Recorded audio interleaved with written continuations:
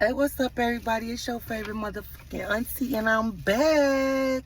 Once again, I'm about to be dropping videos back to back. Hopefully, I can say consistent this time. Okay, anyway, today, as you can tell from the title, we're going to talk about being pregnant at 38. I know I dropped a video, but the sound quality was horrible. So I'm gonna try to redo the video. Where should I start? Okay, I found out I was pregnant super early, which is annoying as fuck because I feel like I found out I was pregnant in August, and I think I was only like 4 weeks, girl, probably 5. I had just missed my period, and my man was like, "You're pregnant," and I was like, I'm not pregnant, whatever. He's like, yeah, no, you pregnant. And I was like, okay, whatever. So, Miss Girl, I took the pregnancy test, and guess what? I'm pregnant. I'm going to tell y'all the truth. I didn't think that I could have a baby because the doctor literally told me after I had a surgery, I had a major surgery done, and the doctor was like, that I may need fertility help, right? So I was like, I can't afford that shit. I got one baby. I'm happy. I'm excited. I love him. That was my miracle child because I was told at 16 that I never had kids. So I'm like, okay, whatever. Like, there's not no new information for me. Like, oh, I'm gonna have fertility issues. I'm not gonna have kids, whatever. So I've been told this for a long time. So I was like, okay, well, I'm not gonna have more kids, right? And so I was just like content with that. So when I found out I was pregnant, I was just like, oh my God, I'm pregnant. What am I gonna do? Whatever. I was super excited. Like, really, honestly, I was so excited. So my whole pregnancy, I was healthy. I didn't have to go to the high risk clinic. But with my son, I was 27. I was at the high risk clinic, y'all. I was there I went 3 days out the week to the high risk clinic. 3 days out the week, I had to see, I had to get these ultrasounds done to monitor the baby weight. I had to go do Dopplers, and I had to see the cardiologist. So and then my regular pregnancy appointment. So I think I was there 4 days out the week. So this time around, I was kind of confused. Like, okay, when do I come back? They was like, oh, you come back in 4 weeks. Then you come back in 3 weeks. Then, you know what I'm saying? 2 weeks, and then 1 week every week. You know what I'm saying? So it was strange for me not going to the doctor so often, not having to get ultrasound so often. Everything was like, kind of strange for me, but I took it for what it was. Like, okay, my baby is healthy, everything. So, let's fast forward to like 35 weeks. 35 weeks, I started feeling like kind of weird. My feet started swelling up, and I'm like, okay, this not normal. So what's going on? So I'm like, damn, I hope I don't get preeclampsia, because I end up having preeclampsia with my son, but I didn't get it to like probably 37 weeks, right? So at 35 weeks, I'm starting to check my blood pressure because I work at a place where they have a clinic in the inside, so it was easy for me to check my blood pressure or whatever. So I'm checking my blood pressure, and my blood pressure is starting to become high. And I was told in the beginning, because I got history of preeclampsia, to take baby aspirin. So I took baby aspirin in the beginning of my pregnancy and was like, oh, my blood pressure is good. So I stopped taking it, which I should have continued to take it so I wouldn't have preeclampsia. So this is like kind of insider for women that have a history of preeclampsia, that's pregnant or trying to get pregnant. Take Bayer baby aspirin throughout your whole pregnancy. That's going to help with the preeclampsia. It doesn't disturb the baby or anything. It's safe for you and your baby. I recommend taking it. Do not follow me. I took it through the beginning, and by like 28 weeks, I was like, oh, I'm not going to take it no more. So I recommend taking it the full term of your pregnancy. Bam. That was my little PSA. So, yeah. So by 37 weeks, I go in for my checkup. The doctor was like, I'm gonna check. Well, it wasn't my doctor.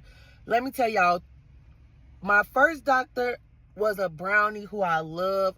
I call her a brownie because she's not black, she's brown, so she's like from the Middle East. Well, maybe her family's from the Middle East. I don't know for sure, but I'm gonna just say she's Middle Eastern. When I tell you this lady like took care of me like for the first like 15, probably no, first 9 weeks, and then I met my doctor who ended up delivering my baby. Black doctor, amazing, young, baby, hip. And let me just throw this out here. Congratulations, Dr. Sky Harden. Much success to you. Congratulations on your graduation. Thank you for being not only an amazing doctor, thank you for being a black doctor who advocated for your black patient. And I'm not just saying she advocated for me. She probably did it for other patients, but I'm just gonna say she advocated like a black woman is supposed to, especially because black women are most doctors don't take our health issues serious. So I'm grateful to have had her as a doctor.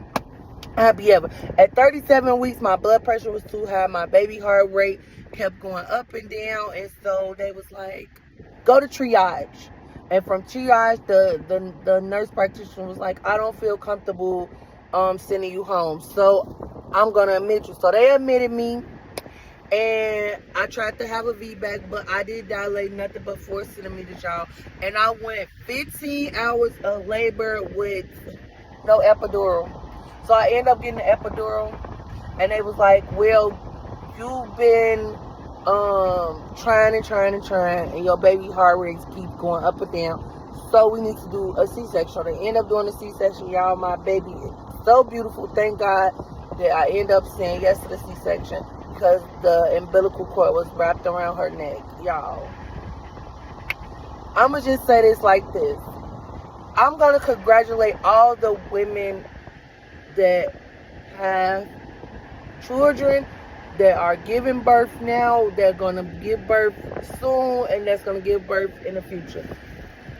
Baby, let me just tell y'all, pregnancy was beautiful, but going through labor, I never went through labor. My son was breached, so I never got to experience labor. When I tell y'all, I took that shit like a G, like a straight G. I was like not complaining. I was all on Facebook making Facebook posts, everything. I was not like tripping. You get what I'm saying? I was taking it, but like once they started seeing like my baby heart rate, my blood pressure wouldn't go down. My sister took me to the side and was like, Tasia, you did 15 hours, no nothing. Please, sister, please, get the epidural, have this baby C-section. Just because you're having another C-section does not make you less of a woman. And that was all the motivation I needed. And my sister don't have kids yet. Speaking into existence, she doesn't have kids yet. So for her to, she got the spirit, the spirit of my mother came in through that hospital, baby. My mother's spirit came in, because my mother was, although my mother was not a wife, my mother carried herself as a wife and knew how to give wifely advice. So big shout out to my mother. Thank you, mother, for bringing your spirit in. I love you. I was heartbroken through my whole pregnancy, not having none of my parents there. Like my parents are deceased, my grandparents are deceased, so it was hard on me. But to have my sister, my friends, my cousins, having my partner be there for me, like, yo, having a man that doesn't make an excuse to come to the hospital with you, having a man who stays there in the room while you are laboring and seeing you, like, let me tell y'all, they had to literally strap me down to the goddamn bed during the C-section, because I wouldn't stop shaking. I wouldn't stop shaking and shivering. So they had to like strap me down. Baby, I thought I was about to go to the upper room. I looked over at him and I seen he was scared too. He thought I was going to the upper room too. And I was like, thank you for being there for me. He was like, thank you for like having my baby, because I thought you was gonna die. I didn't know what I was gonna do. Like, get y'all somebody that love y'all and that's gonna be there for y'all. Until next time, y'all stay sweet, y'all stay loving, y'all stay blessed, and y'all stay amazing. Hear her, mama? Tired, too tired. And I am on the birth twin ball right now. I just got the balloon stuck up my, and I was dilated 1 centimeter. So now we have 9 centimeters to go before I have this baby.